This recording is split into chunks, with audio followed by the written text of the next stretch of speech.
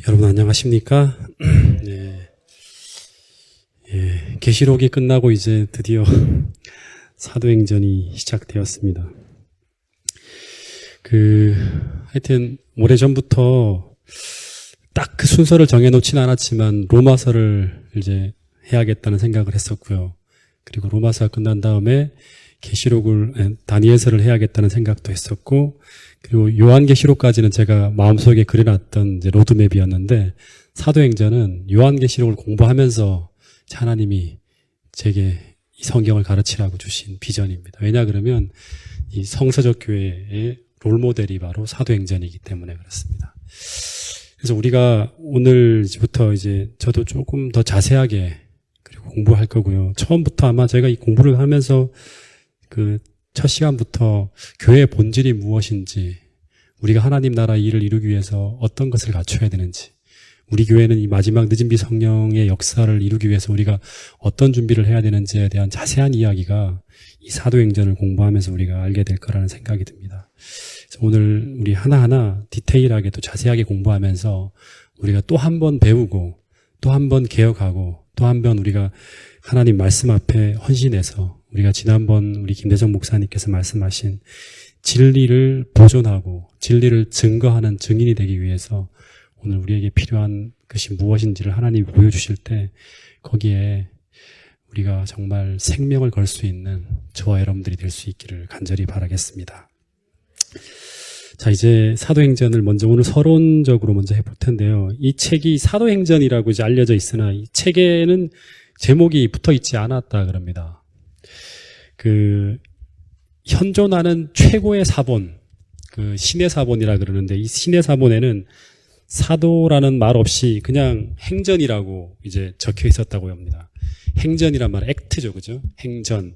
어떤 행하는 역사란 말이에요. 행하는 역사. 왜 행전이라고 했는가 하면 이 책에는 사도에 대한 이야기가 다 나오지 않기 때문이라 그럽니다. 사도에 대한 이야기가. 실제 사도행전 속에 나오는 인물들이 12사도가 다 나옵니까? 그렇지 않죠. 베드로와 요한 이야기가 이제 몇 장에 걸쳐 쭉 기록되어 있다가 나머지는 바울이 개종하고 난 다음부터 바울이 로마에 끌려가서 1차 투옥되기까지의 이야기가 기록되어 있어요. 그리고 끝나는 거예요. 다시 말해서 사도들 가운데 베드로, 요한, 바울에 대한 이야기만 나오지 나머지 사도들에 대한 이야기는 침묵하고 있어요. 근데 이 사람들은 굉장히 많은 활동을 했죠. 사도기 때문에. 보통 활동한 게 아니라 목숨을 거는 활동을 했는데 그 사람들에 대한 기록은 나와 있지 않아요. 그래서 이 책은 학자들이 말하기를 사도행전이 아니라 그냥 행전이에요. 어떻게 보면 교회의 역사, 선교의 행전이 어떻게 복음이 유럽으로 흘러갔는지에 대한 역사적인 기록이에요. 근데 이제 2세기부터 사도들의 생애와 경험을 기술하는 그런 책들이 막 나와요, 저술들이. 근데 그 저술들 역시 사도행전이라고 하지 않고 전부 다 액트, 행전, 영어로는 액트고 이제 행전이라고 이렇게 딱 불렸다 그럽니다. 그래서 이 성경책들의 이름을 이제 출처가 의심스러운 어떤 그 책들이 많기 때문에 이제 이것을 정경하고 구별하기 위해서 이제 일부러 사도들의 활동, 사도들의 행전 혹은 사도행전으로 이렇게 고쳐 부르다가 나중에 사도행전이라고 이제 불려지게 되었다 그럽니다. 그래서 이 책은 사도들의 전기가 아니라 어떻게 보면 이제 교회 역사에 대한 전기예요. 성경책이 어떻게 기술되어졌는지에 대한 배경, 이런 것들이 쭉 나와 있는 겁니다. 그러면 이 사도행전의 저자가 누구일까요? 누가 썼을까요? 자, 사도행전 1장 1절 한번 보겠습니다. 1장 1절부터 2절까지. 자, 읽어보겠습니다. 시작. 데오빌로여, 내가 먼저 쓴 글에는 무릇 예수께서 행하시며 가르치시기를 시작하심부터 그가 택하신 사도들에게 성령으로 명하시고 승천하신 날까지의 일을 기록하였노라. 예, 데오빌로요 하는 사람이 수신자겠죠, 그죠? 근데 이 데오빌로요 하면서 내가 먼저 쓴 글에는 하는 부분에 좀 밑줄을 그으세요. 내가 먼저 쓴 글에는. 다시 말해 본문 1장 1절을 보면 사도행전의 저자는 데오빌로라는 수신자에게 이 글을 편지 형식으로 써서 전달한 책이 바로 사도행전이에요. 예. 근데 이 본문을 보면 이 책의 저자는 데오빌로라는 수신자에게 이 사도행전 말고 먼저 쓴 글이 있다고 말하고 있어요. 그죠? 이 먼저 쓴 글은 어떤 내용이냐 그러면 예수께서 행하시며 가르치기를 시작하신부터 그의 택하신 사도들에게 성령으로 명하시고 실천하기 전까지의 기록한 글이라고 합니다. 뭐예요 그러면? 복음서겠죠. 예수님이 가르치시기를 시작함부터 30년에 이제 예수님이 공생애를 시작하고 난 다음부터 그죠? 이제 그가 택하신 사도들에게 성령으로 명하시고 승천하시기는 날까지 기록한 글이 먼저 쓴 글에 있다는 거예요. 다시 말하면 이 사도행전은 먼저 쓴 글 다음에 나오는 두 번째 성경이란 말이죠. 그럼 첫 번째 성경책은 어떤 책일까요? 누가복음 1장 1절부터 4절까지를 보세요.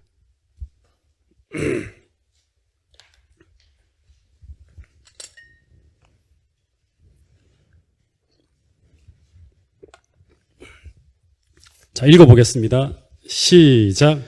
우리 중에 이루어진 사실에 대하여 처음부터 목격자와 말씀에 일꾼된 자들이 전하여 준 그대로 내력을 저술하려고 붓을 든 사람이 많은지라.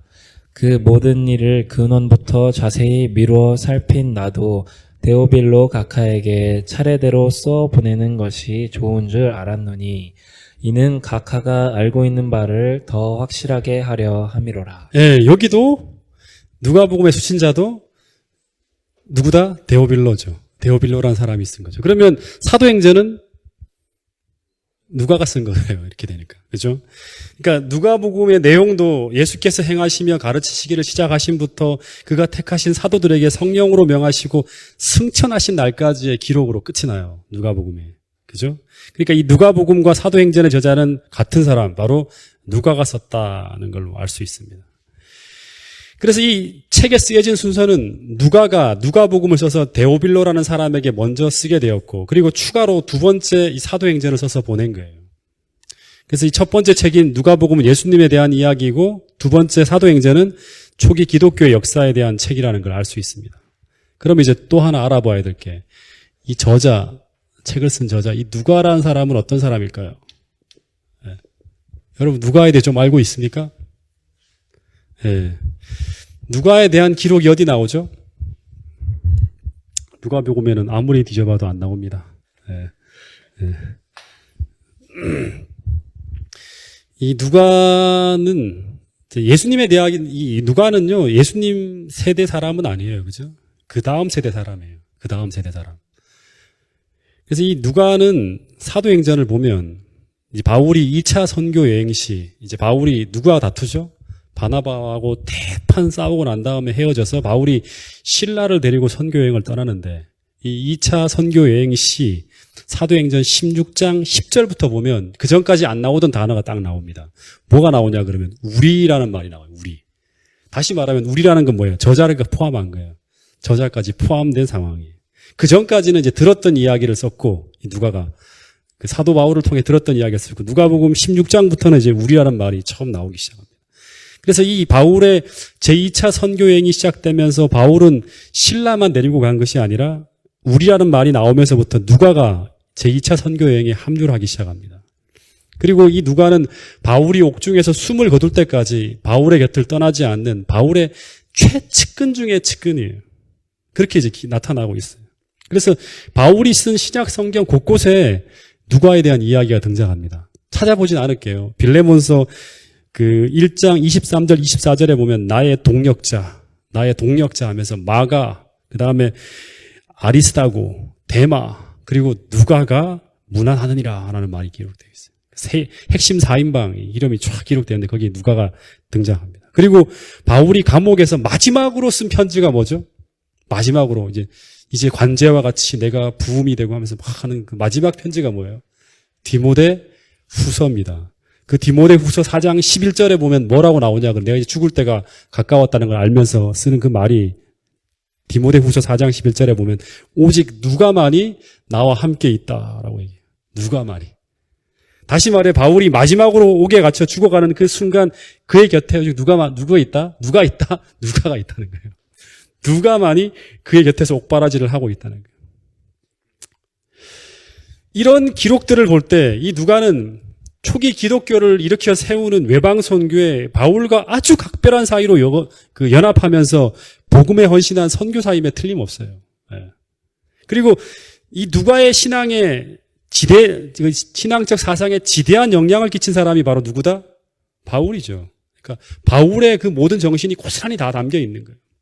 그래서 이 유세비우스라는 역사가의 기록에 의하면 이 누가는 어떤 사람이냐 그러면 유대인이 아니에요. 이제 유대인이 아니라 민족으로는 안디옥 사람이라 그럽니다. 안디옥. 안디옥이면 시리아 그쪽이죠, 그죠? 이스라엘 북방에 위치한 그런 이제 안디옥 사람이고, 그리고 직업은 뭐라 그러냐면 의사라 그럽니다. 유세비우스의 역사가의 기록에 보면. 그래서 유대인이 아니라 그 이방인 그리스도인이에요. 근데 이 사람이 어떻게 그리스도인으로 개종하게 되었을까? 이 안디옥 하면 떠오르는 게 사도행전 몇 장?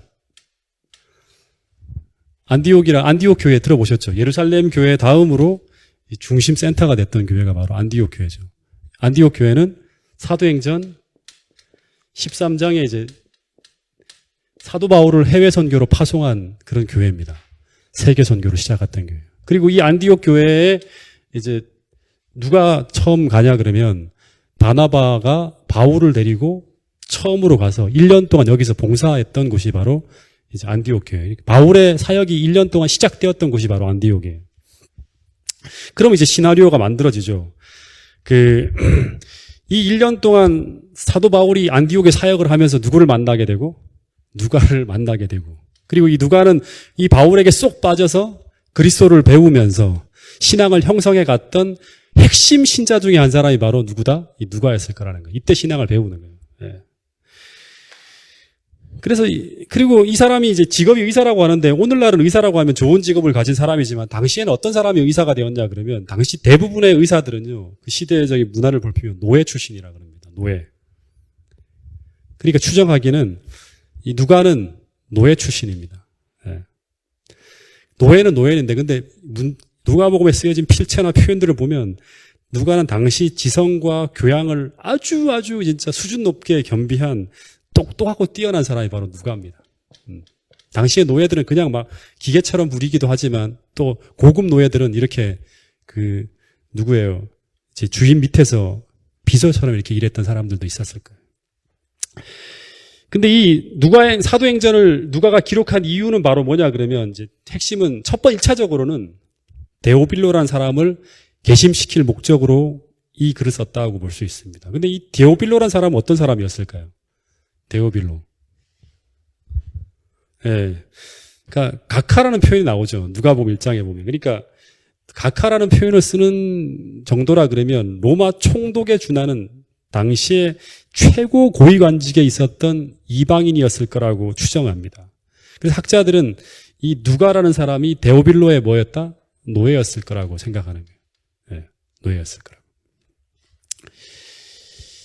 근데 그래서 이 누가가 자신처럼 구약 성경의 배경이 전혀 없는 이 이방인인 이 데오빌로에게 복음을 전하기 위해 썼던 책 2권이 바로 이제 신약 성경의 누가복음과 사도행전이라는 거예요. 예. 근데 누가가 이 이방인 선교를 위해서 이토록 큰 열정과 관심과 특별한 관심을 가지게 된 배경은 또 뭐다?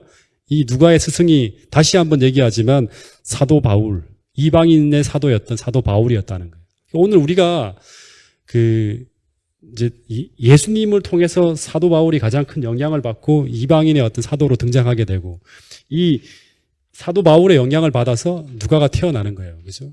그런 것처럼 오늘 우리가 누구에게 이제 영향을 주고 하는데, 오늘 우리 교회에서도 이런 사도 바울과 같은 열성을 가진 사람이 있다 그러면 그 후배들이 반드시 영향을 받는다는 거예요. 이렇게 계승한다는 거예요.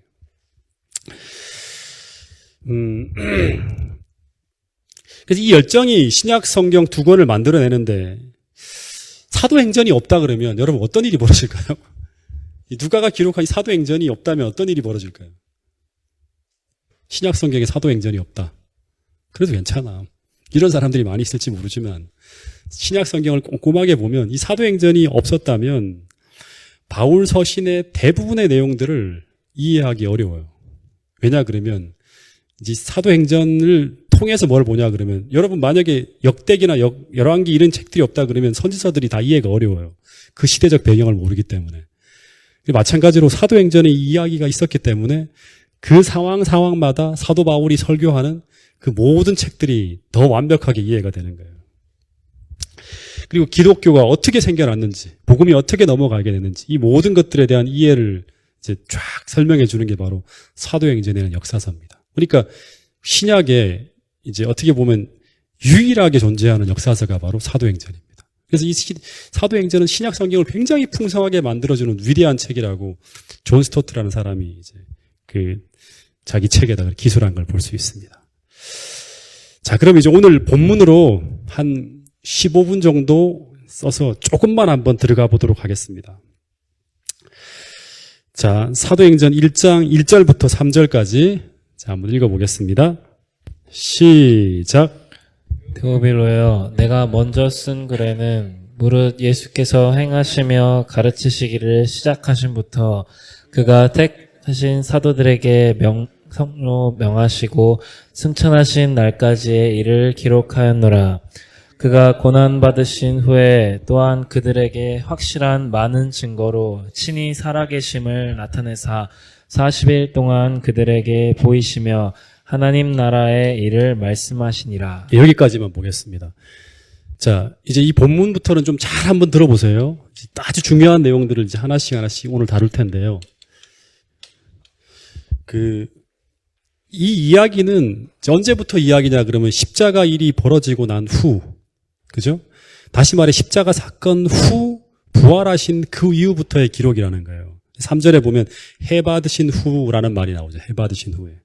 해 받으신 후라는 말은 예수님이 십자가의 고난을 겪으시고 난 후 부활하셔서 그 다음 그분이 하신 일이 무엇인가 하면 그 두 가지 일을 기록하고 있어요. 두 가지를. 예수님이 부활하신 후 이제 십자가 고난을 겪으시고 부활하셔서 그 다음 그분이 40일 동안 이제 시간이 남겨져 있는 거예요. 그죠? 그 기간 동안 그분이 하신 일이 무엇인가 하면 첫 번째는 저희에게 확실한 많은 증거로 친히 사심을 나타내셨다고 합니다.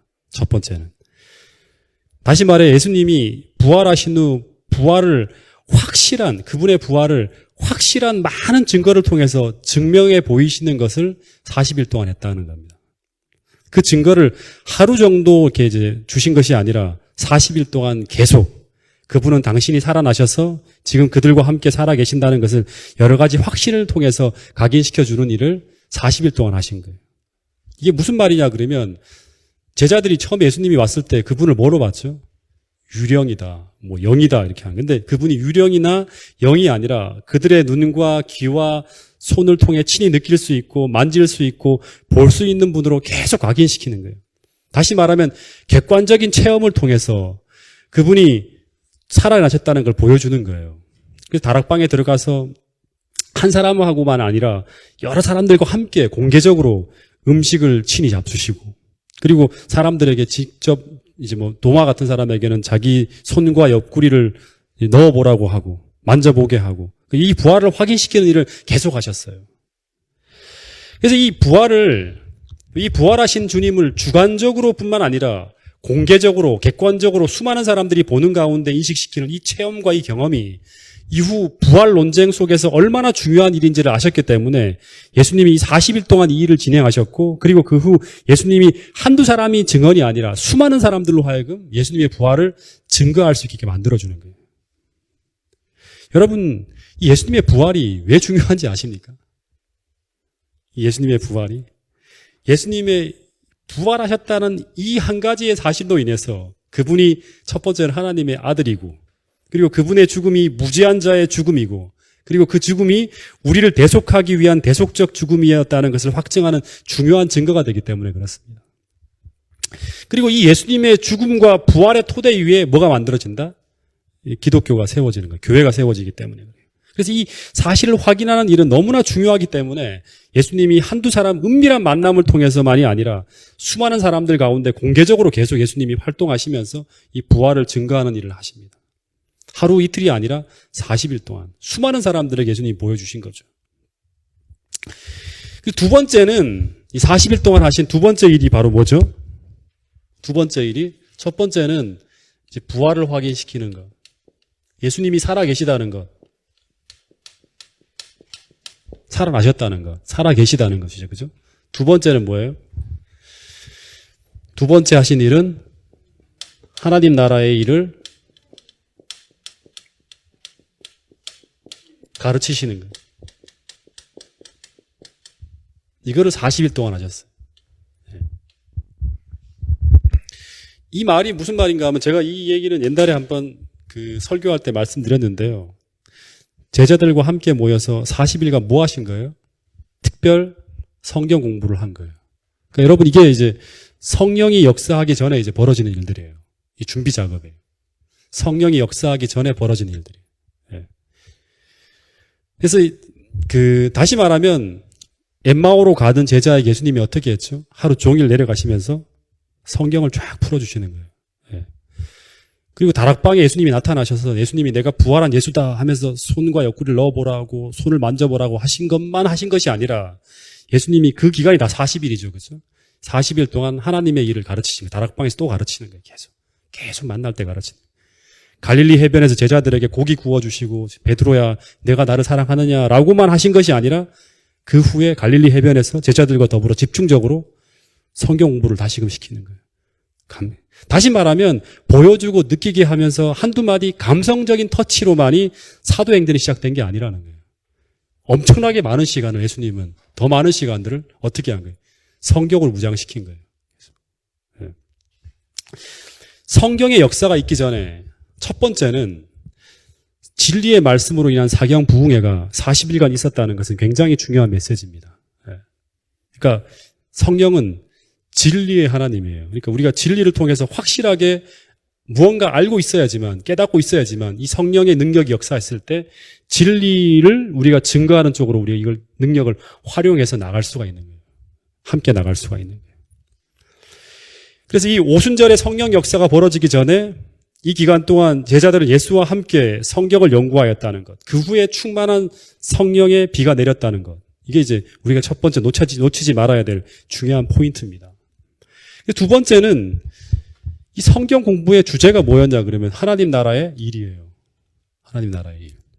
주제가.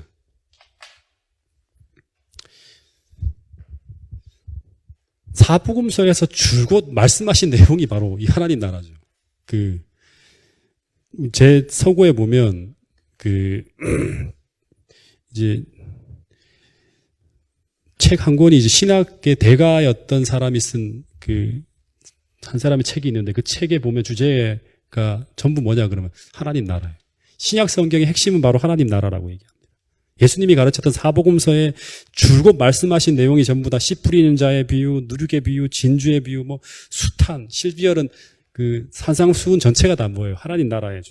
예수님이 가르치고자 했던 핵심은 바로 하나님 나라예요. 하나님 나라. 다시 말해서 예수님의 중심 메시지가 하나님 나라의 메시지였다는 것은 모든 학자들이 다 동의하는 거예요. 근데 그 하나님 나라의 핵심은 무엇인가 생각해야겠죠. 예.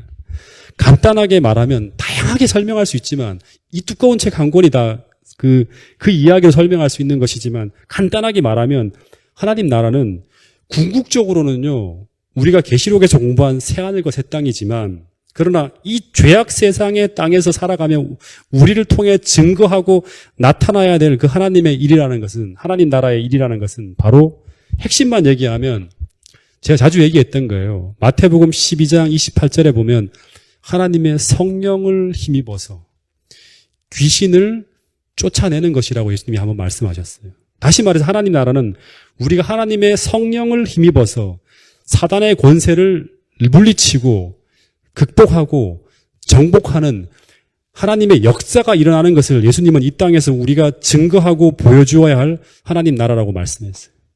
예수님이 친히 그렇게 했으니까. 병 고치는 것도 그냥 병만 고치는 게 아니죠. 사단에 의해서 고통받는 그 사람의 그 모든 고통을 하나님의 능력으로 성령을 힘입어서 그 모든 걸 회복시키는 역사를 이루어가는 거예요.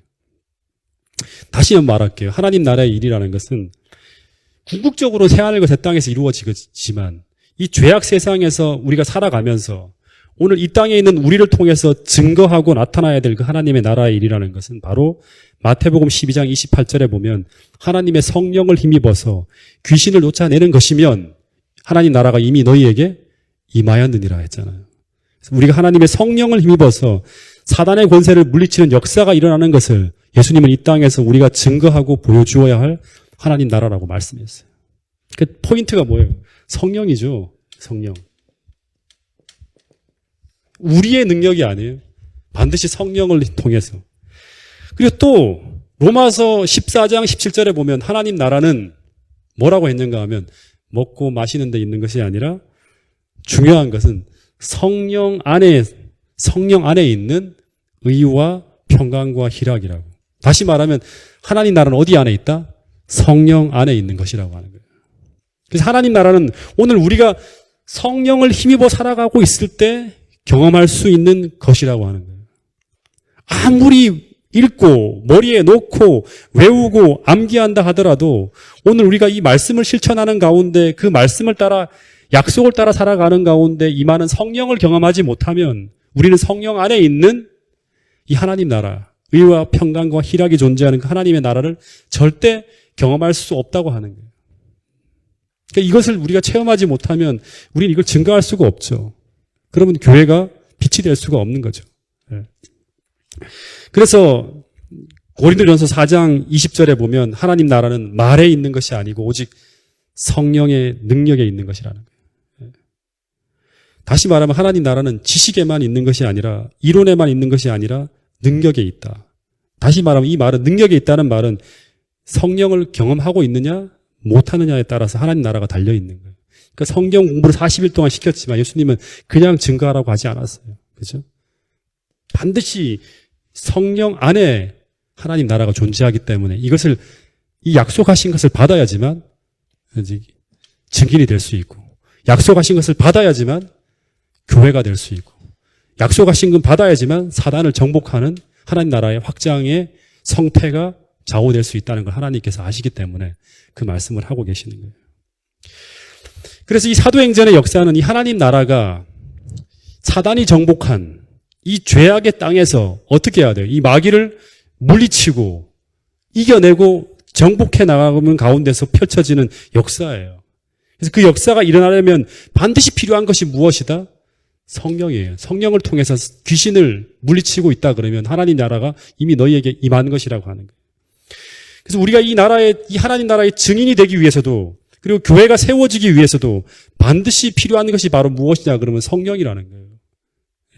오늘 우리가 이 교회에 계신 우리 모두가 다시 말하면 증인이 되기 위해서 정말 하나님 나라를 이루기 위해서 확장하기 위해서 하나님께서 쓰시고자 하는 도구가 되기 위해서는 반드시 오늘 우리가 이 약속하신 것을 받아야 된다는 사실을 깊이 각인하고 돌아갈 수 있게 되기를 간절히 바라겠습니다. 사도행전의 역사는 이제 사복음서에서 이론 공부가 끝난 후에 성령의 충만한 체험 속에서 놀랍게 하나님 나라가 이루어가는 성령의 파워풀한 역사가 바로 사도행전의 역사예요. 사도행전의 역사. 성령행전의 역사예요. 다시 말하면. 그래서 사도행전의 이야기는 한마디로 말하면 무엇인가 하면 바로 예수님이 가르치셨던 그 하나님의 나라의 일을 제자들이 성취해 나가는 거예요. 성취해 나가는 거예요. 그래서 사복음서의 공부가 사도행전에서는 실제적으로 이루어지는 거죠. 예수님의 가르침이 제자들에게 증인이 된다는 건 뭐냐 그러면 이루어가는 거예요. 그냥 말로 막 떠드는 게 아니라 이루어가는 거예요. 이루어가는 거예요. 성령을 통해서. 그래서 예수님이 이제 제자들에게 성경 공부 다 했으니까 바로 이제 예루살렘과 유대와 사마리아와 땅끝까지 가라고 하지 아니하고 뭐라고 말씀하셨다? 사도행전 1장 4절 읽어보겠습니다. 자, 1장 4절. 40일 동안 가르치고 난 다음에 예수님은 올라가야 돼요. 그럼 이제 전도하라고 하지 않고 뭐라고 하냐 그러면 자, 읽어보겠습니다. 사도행전 1장 4절 시작. 사도와 함께 모이사 그들에게 분부하여 이르시되 예루살렘을 떠나지 말고 내게서 들은 바 아버지께서 약속하신 것을 기다리라. 그러니까 예수님이 성경 공부가 끝난 후에 바로 성령을 주시지 않고 먼저 기다리게 하셨다는 것을 우리가 아주 마음 깊이, 저도 마찬가지, 저를 포함해서 우리가 생각해야 돼요. 다시 말해서 너희가 배운 이 하나님 나라가 이루어지기 위해서는 이 성경 연구를 통해서 이 성경에 대해서 아는 것만으로는 하나님 나라를 이룰 수가 없고 그리고 이 안다고 해서 증인이 될 수도 없다는 것을 확실하게 하기 위해서 예수님은 뭔가 하나를 더 그들에게 생생하게 가르쳐 주기 위해서 하루만 기다리라고 하지 않고 10일간의 지체를 하게 하는 거예요. 다시 말해 너희가 기다려서 받지 않고는 너희가 배운 그 어떤 것도 할 수 없다는 거예요. 전 요즘에 이거를 절실하게 느끼고 있습니다. 여러분, 기독교 역사 속에 무수히 많은 사람들이 이 기다림에 성공하는가, 이 기다림에 실패하는가에 따라서 하나님의 목적을 이루는데 성공하기도 하고 실패하기도 하는 많은 경험들을 성경에 기록해 놨어요. 여러분, 성경의 역사는 이 약속하신 것을 하나님께서 주시기까지 기다려야 돼요. 그죠? 기다려서 받아서 그 다음에 하나님의 역사를 이루어가는 역사가 바로 하나님의 나라의 역사예요. 다시 말해서 하나님의 역사는 인간의 역사가 아니라 성령 하나님이 주도하시는 성령의 역사가 되게 하기 위해서는 반드시 인간은 하나님께서 명령하신 데에 따라서 하나님의 방법 속에서 기다려야 돼요. 그것이 우리가 보기에 불합리하고 비상식적이고 비효율적이고 여러 가지 문제가 많다고 생각된다 할지라도 기다려야 되는 거예요. 이제 이 얘기는 이제 다음 주 금요일 날 더 디테일하게 설명할 거예요. 왜 예수님은 그 위험한 예루살렘 복판에 기다리라 하셨을까? 차라리 더 안전한 한적한 시골이 더 낫지 않을까? 많은 사람들이 생각을 하면 떠나는 사람도 있어요. 그리고 그냥 기다리면 되지. 굳이 왜 거기서? 이유를 알 수 있거든요. 여러분, 그래서 이 약속하신 것을 받아야지만 우리가 뭐가 될 수 있다? 진짜 그리스도인, 여호와의 증인, 예수의 증인이 될 수 있는 거예요. 약속하신 것을 받기 위해서는 어떻게 해야 된다? 기다려야 한다는 거예요. 기다려야 한다. 근데 여러분, 이 기다린다는 게 뭘까요? 무작정 기다리면 되는 건가요? 기다리라는 말은 다시 말하면 뭐예요? 이제 10일간 이 사람들은 뭐 했죠? 네, 기도했어요. 알아요, 이 사람들은. 기다리라는 말은 뭐 하라? 기도하라는 거예요. 간절하게 기도하라는 거예요. 성경 공부와 성경 강림 사이에 10일간의 무슨 시간이 있었다? 기다리는 시간이 아니라 기도의 시간이 있었다는 걸 우리가 잊어버려서는 안 되는 거예요. 만약 이 약속을 기다리지 않고 그들이 그 받은 뜨거운 열정을 가지고 그냥 달려나갔다면 어떻게 될까요? 기독교 역사는 이루어지지 않습니다. 네. 마찬가지로 오늘 우리도 이 약속하신 것을 받지 못한다면 오늘 우리가 아무리 많은 진리와 성경 지식과 방법을 우리가 공부하는 부흥회를 하고 성경 공부 스터디를 한다 하더라도 우리는 하나님의 뜻을 이루는 교회가 될 수 없어요. 증인이 될 수 없다는 거예요. 오늘 우리 교회, 우리의 삶에 이 하나님의 나라의 일이 이루어지기 위해서는 첫 번째는 기억하세요. 진리를 그리스도와 함께 깊이 공부하는데 실패하지 않는 40일간의 성경 스터디가 있었다는 거예요. 이게 더 긴 기간이에요. 그죠? 그리고 두 번째는 진리의 증인이 되기 위해서 진리를 따라 우리가 사는, 다시 말하면 진리를 따라 살아가는 증인이에요. 살아가는 걸 보여주는 게 증인이잖아요. 그죠? 그런 사람이 되기 위해서 주의 약속하신 것을 기다리는데 실패하지 않게 된다는 거예요. 않아야 한다는 거예요. 여러분, 그래서 매 시작, 매일 아침마다 오늘 우리 모두가 예수님처럼요. 주의 말씀을 연구하고 그리고 그 아버지 약속하신 것을 기다리고 그 약속하신 성경을 받는데 실패하지 않게 되기를 간절히 바라겠습니다. 그 결과 매일매일 예수의 증인으로 사는데 실패하지 않는 그러한 삶을 살아가는 것이 바로 뭐다? 바로 이른비 성령을 체험하는 거예요. 누가복음 11장 마지막으로 9절부터 13절의 말씀을 한번 읽고 오늘 화요일 예배는 정리하도록 하겠습니다. 누가복음 11장 9절부터 13절입니다. 시작. 내가 또 너희에게 이르노니 구하라 그러면 너희에게 주실 것이요 찾으라 그러면 찾아낼 것이요 문을 두드리라 그러면 너희에게 열릴 것이니 구하는 이마다 받을 것이요 찾는 이는 찾아낼 것이요 두드리는 이에게는 열릴 것이니라.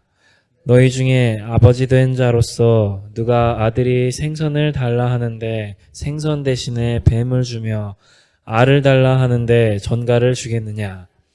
너희가 악할지라도 좋은 것을 자식에게 줄 알거든. 하물며 너희 하늘 아버지께서 구하는 자에게 성령을 주시지 않겠느냐 하시니라. 예수님이 주기도문에 가르치는 기도를 하시면서요. 그죠? 그 마지막 결론으로 우리가 기도하고 간구해야 될 가장 중요한 약속이 바로 뭐다? 성령이라는 거예요. 너희들이 만약에 성령을 구하고 있는데 아비 된 자로서 어찌 아들이 생선을 달라 하는데 생선 대신에 뱀을 주고 알을 달라 하면 전갈을 주겠느냐. 너희가 악할지라도 자식에게 좋은 것을 줄 줄 알거든. 하물며 너희 천부께서 구하는 자에게 뭐를 주시지 않겠느냐? 성령을 주시지 않겠느냐. 뭐 할 때? 구할 때, 기도할 때요. 그러니까 오늘 우리가 매일 아침마다 성령 충만함을 간구하게 되기를 간절히 바라겠습니다. 그리고 20절에 보면 누가복음 11장 20절에 보면 이제 제가 말씀드렸던 그 얘기가 나와요. 그러나 내가 만일 하나님의 손을 힘입어서 귀신을 쫓아내는 것이면 하나님 나라가 이미 너희에게 임하였다. 다시 말하면 기도하는 자에게 하나님의 약속을 구하고 받는 자에게 어떤 일이 벌어진다? 하나님 나라가 이루어진다는 거예요. 오늘 여러분 매일의 삶 속에서 이 성령을 경험하는데, 성령과 동행하는데, 성령을 받는데 실패하지 않는 여러분의 삶을 살아가신다 하면 여러분은 반드시 하나님 나라의 증인이 될 수 있고 하나님께 주시는 제일 좋은 길을 따라서 여러분이 살아갈 수 있고 하나님의 주시는 모든 축복들, 하늘의 무한한 축복들을 성령을 통해서 경험하는 가운데 하나님이 바라시고 원하시는 그 성령의 풍성한 열매가 여러분의 가정과 여러분의 삶과 그리고 이 교회에 임하게 되리라고 제가 확신합니다. 여러분 오늘 이 화요일 저녁 기도의 자리가 하나님의 성령을 힘입는 그런 귀한 자리가 될 수 있기를 간절히 바라면서 오늘 말씀을 줄이도록 하겠습니다.